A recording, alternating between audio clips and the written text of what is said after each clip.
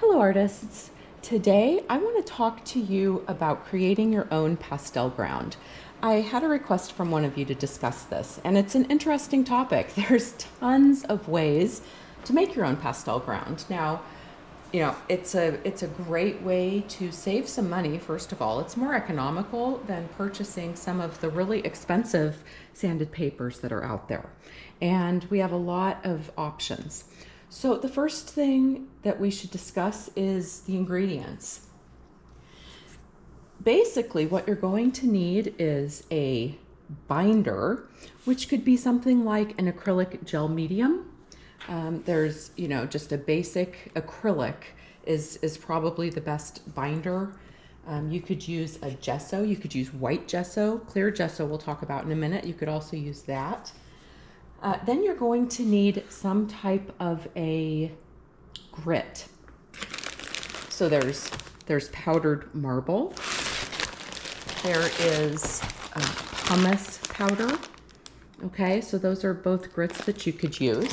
And then you thin down your mixture. This is just, I have water in here. I use distilled water because just in case there's anything in tap water that could degrade the archival quality of your mixture. You don't want to do that. So if you really want to work from scratch and create your own surface, there's a way to do that, okay, with a binder, water, and a grit. There's also grounds that you can purchase. So Golden has an acrylic ground for pastels, which is basically, they've put a binder, which will be acrylic, along with a grit into a pre-made recipe. And then you can take it, put it in a cup, and add water to make your desired consistency. You can also add color to your mixture. So I have a lot of Golden products because I used to work with a lot of mixed media and acrylic before I went solely to pastel. So I'll still certainly employ all these materials that I have. So there's the acrylic ground for pastel. Golden also makes a fine pumice gel, which is basically very similar to this. There's a medium pumice gel as well that you can get. So those would be options. Sometimes I'll just use this straight out of the jar to create my own surface, but you can also add water. So it's gray, but it will dry clear, so you can add colors to it. You can use clear gesso. Clear gesso has grit to it. So you could literally, this is quite liquidy, you could just put this directly on your surface, brush it in, let it dry, and you've got a surface to work on, okay? Art Spectrum Color Fix also has pre-made surfaces that are toned in the colors that they sell. So that's also an option, okay? So let's look at how I create my own surface. Okay, but before we get there, I forgot to mention the various types of substrate we can put our pastel ground on. Now, I like to use watercolor paper. You could also use archival matte board. You could use foam core board. You could use gator board. There's a lot of options, okay? But for this demonstration, I'm just gonna use some of my Arches watercolor paper. I used to work a lot with watercolor as well.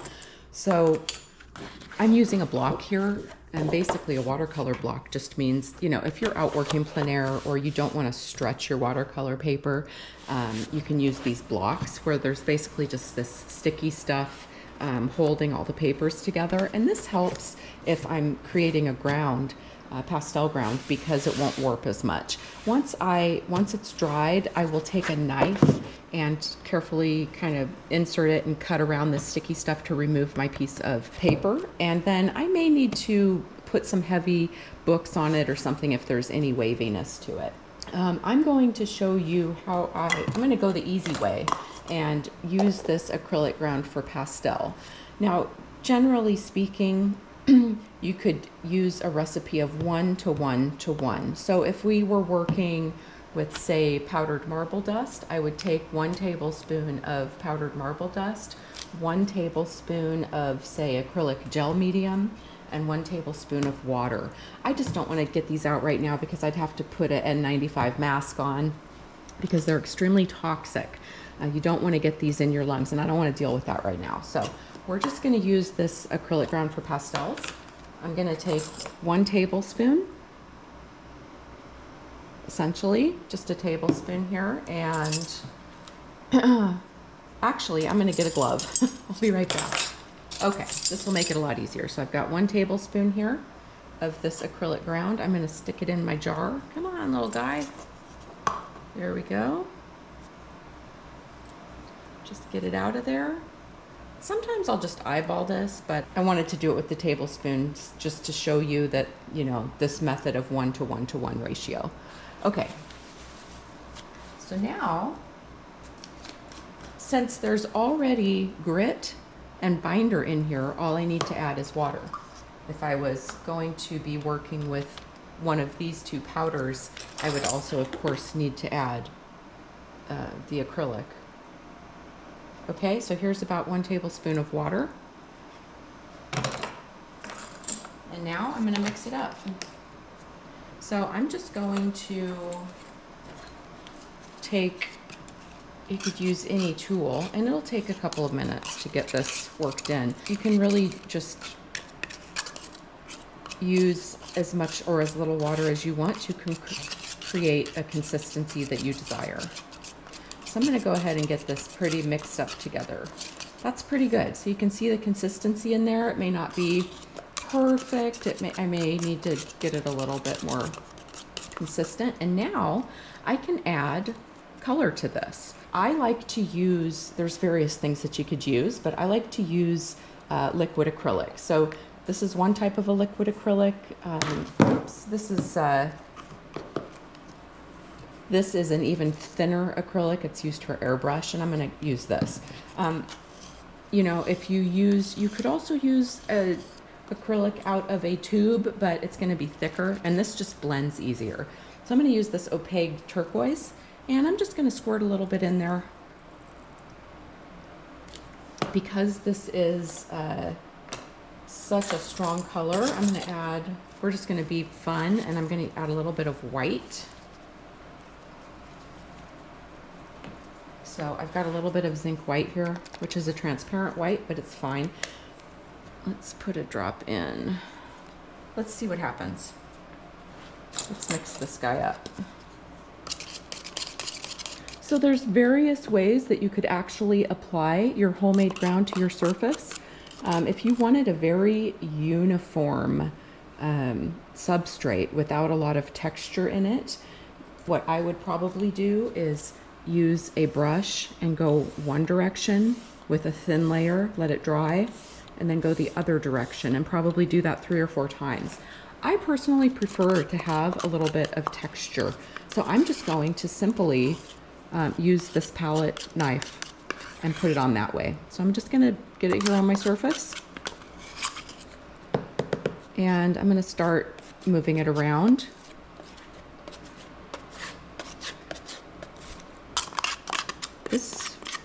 I love working like this. It's so fun to create your own surface. So this is just going to take a minute. Whoops, getting along the edge there. I don't want that. I think I'm actually going to brush this in real quick and then come back over it with the palette knife. Just because it's a little bit thick and I want to get it all over the surface before it dries too much. So let's come in like this. I would just prefer, you know, there's so many different ways to get it onto your surface, and I would prefer the smoother strokes of the palette knife over this brush. So once I've got this brushed in, I'm going to come back over it with the palette knife. It's been a while since I've made my own ground. Okay, so I've gotten the surface covered. I've decided just to use both the brush and the palette knife. It just wasn't going on as easily as I thought it would with the palette knife. Let's let this dry, and then we'll come back and see how it's going. We may need to lay it under some heavy books to flatten it out if there's any warping or waviness. And then once it's dry, we should have a really nice surface to work on. Okay, so I'm back out here in the studio. I actually ended up doing some other things, and this sat under some heavy board for the night. And I came back out, and here it is. It's dry, and you can see that it's flat. You know, it might be curling up a little bit here at the edges, but it's not a problem at all. Once I put this on my gator board to work on my easel, I'll just tape this down and it won't be a problem. So I enjoy working this way. You know, I could have done another layer on top, and it would have smoothed it out a little bit or added additional texture. But overall, I'm really happy with how this came out, and I'll probably work on it, and maybe we'll do a demo on it. Okay, so I hope this was helpful. That we have lots of ways to create our own ground that are exciting.